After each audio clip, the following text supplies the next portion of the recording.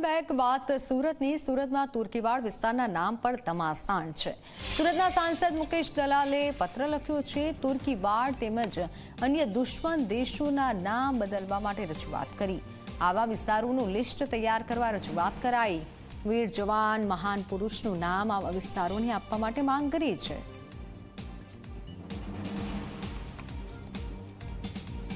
Operation સિંદૂર બાદ હવે operation તુર્કીવાડ સુરતમાં શરૂ થયું છે. ખાસ કરીને સુરતના મુગલીસરા વિસ્તારમાં તુર્કીવાડ કરીને જે વિસ્તાર છે તેના નામ બદલવા માટે સાંસદ મુકેશભાઈ દલાલ દ્વારા રજૂઆત કરવામાં આવી છે. આપણી સાથે સાંસદ જોડાયા છે. જી સર, આપે રજૂઆત કરી છે. આ રજૂઆત કોને કરી છે અને શા માટે? છેલ્લા કેટલા દિવસથી મને વ્યક્તિગત રજૂઆતો મળતી હતી અને મીડિયામાં પણ ખૂબ આવતું હતું કે ઘણા બધા શહેરના નાગરિકો, અગ્રણીઓ, સામાજિક સંગઠનો, જ્ઞાતિના સંગઠનોએ કેટલાક નામો પ્રત્યે નારાજગી અને વિરોધ વ્યક્ત કર્યો છે.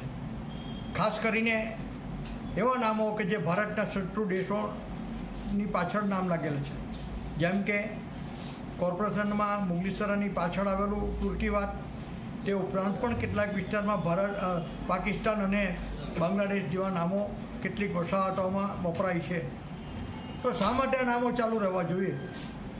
આજે પહેલગામની ઘટના પછી નરેન્દ્રભાઈ મોદી સાહેબ ટેરરિઝમ પ્રત્યે ઝીરો ટોલરન્સની નીતિ અપનાવીને એમના નેતૃત્વ હેઠળ આપણા બહાદુર વીર જવાનો વીરતા અને શૌર્ય પ્રકટ કરીને ટેરરિસ્ટના અડ્ડા નેસ્ટ નાબૂદ કરતો હોય, ટેરરિસ્ટને નેસ્ટ નાબૂદ કરતો હોય, ત્યારે આ શત્રુ દેશોના નામ, વિસ્તારોના નામ સુરત શહેરમાં શા માટે ચાલુ રહેવા જોઈએ એ મને સમજાતું નથી.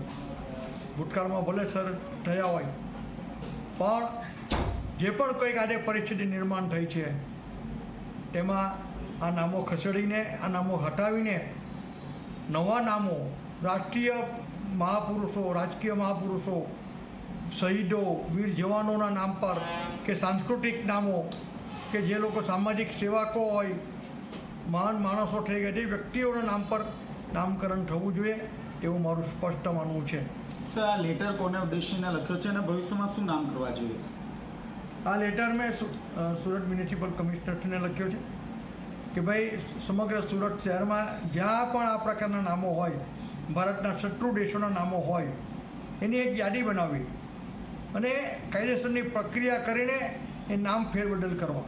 તો આ હતા સાંસદ મુકેશભાઈ દલાલ, જેઓ દ્વારા સ્પષ્ટપણે કહેવામાં આવ્યું છે કે તુર્કીવાડ સહિત અન્ય જે શત્રુ દેશોના જે નામ છે તે નામ બદલવા માટે મ્યુનિસિપલ કમિશનરને રજૂઆત કરવામાં આવી છે. આવા તમામ જે નામો છે તેમની યાદી તૈયાર કરવામાં આવશે અને ભવિષ્યમાં આ તમામ જે વિસ્તારો છે તેમના નામ પણ બદલવામાં આવશે. કેમેરામેન વિજય બેસાણ સાથે ચેતન પટેલ.